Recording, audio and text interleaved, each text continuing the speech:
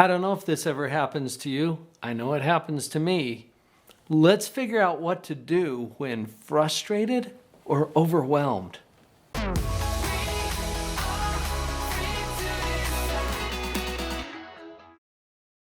I think the best place to start is to define where these things come from. Frustration has to do with a belief. Consider this, a belief that things are not the way they should be. Can you connect to that?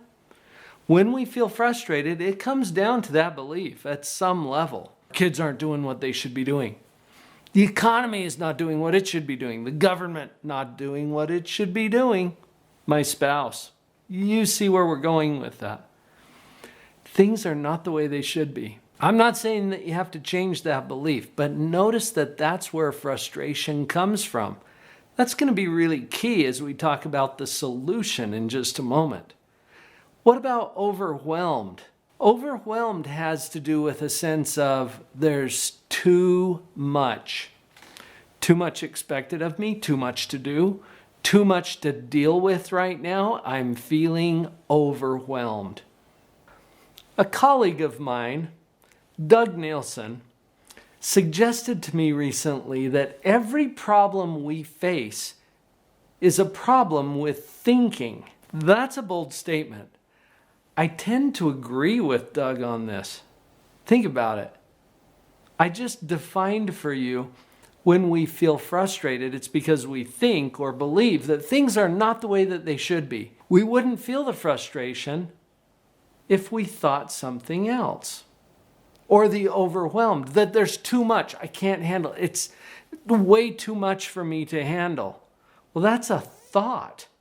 It's not the truth. It's simply a thought. So if we go with what Doug said about every problem that we face is a problem with thinking, then to solve the problems of being frustrated and overwhelmed means that we get to address our thinking. And you've already got some clues about how to do that. Let's take a look at the specific thoughts that will help. Consistent with what Doug told me, let's take a look at the thinking behind first feeling frustrated. Remember, the core belief there is things are not the way they should be. Let's practice a new belief. Things are exactly as they should be. Will you just try this? Try it with me right now for a moment. Just think or say. Even better, say it. Things are exactly as they should be. Now, when you say it, you have to pay attention to your face. If your eyebrows are all scrunched up like this, then your brain isn't going to believe what you're saying.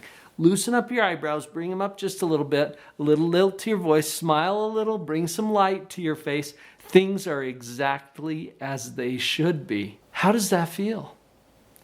Besides goofy, it's a little awkward and uncomfortable at first, but just try it. Things are exactly as they should be. Now consider this.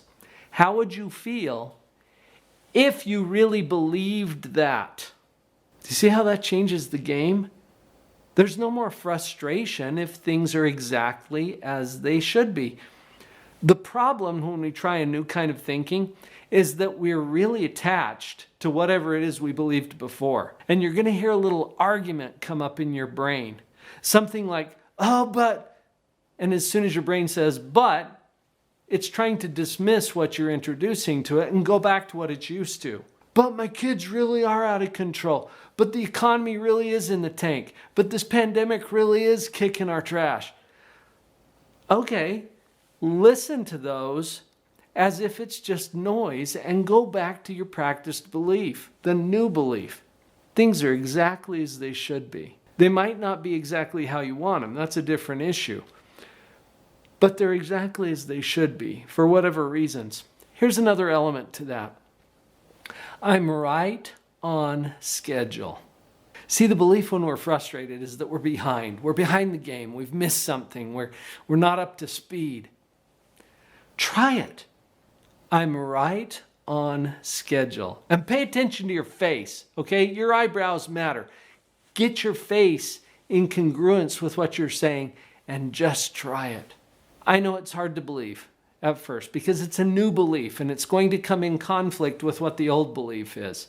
The old belief isn't any more true. Are you right on schedule or not? Do you know?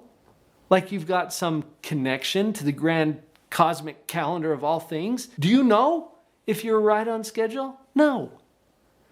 But notice that you've already taken a position or an attitude toward that, and choose this one on purpose. Why? Because it changes how you feel. You don't have to feel frustrated if you believe that things are exactly as they should be and you're right on schedule. Just practice it. Let's see what happens.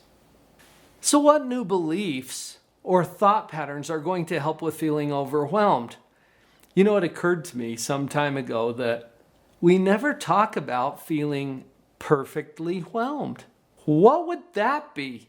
We hear overwhelmed all the time. I've even heard underwhelmed. But when do you hear people talk about being perfectly whelmed? What would that be? You know, I looked it up in the dictionary. Whelmed is actually a word that means completely surrounded by or buried in. And it occurred to me that a fish is perfectly whelmed, surrounded by or buried in water. But the fish never thinks that there's way too much water, right? That's not even a concept. They don't even acknowledge the water that they're in. It simply is their environment. What if we could apply that to whatever it is that we're swimming in? I get this question a lot related to the pandemic, for example. People feeling overwhelmed by the circumstances that our world is in. Well, what if we were to just simply see that as the water in which we swim and not try to resist it or change it, but simply go with the flow? That changes things. I remember an animated show that came out years ago, Disney Pixar, called Finding Nemo. Do you remember that one? Ellen DeGeneres played an adorable little fish character named Dory. And Dory was a little disconnected cognitively from some of what was going on, but she had some profound advice. And it's captured in this phrase: just keep swimming. Just keep swimming. Whatever surrounds you is simply the world that you're in. It's the water to the fish. Exist in it in peace. See, as we adjust our thinking, there's not too much of all this. It's simply the world that we're in. It's the water in which we swim. Let's take a lesson from Dory and just keep swimming.